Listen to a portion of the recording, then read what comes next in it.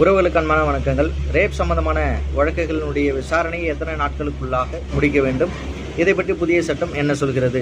ஒரு காவல் அதிகாரி ஒரு வழக்கினுடைய புலன் விசாரணையை செய்கிறார். அதை முதலாவது யாருக்கு தெரிவிக்க வேண்டும் என்றால் இன்ஃபர்மேட் அண்ட் விக்டிம் அவர்களுக்கு தெரிவிக்க வேண்டும்.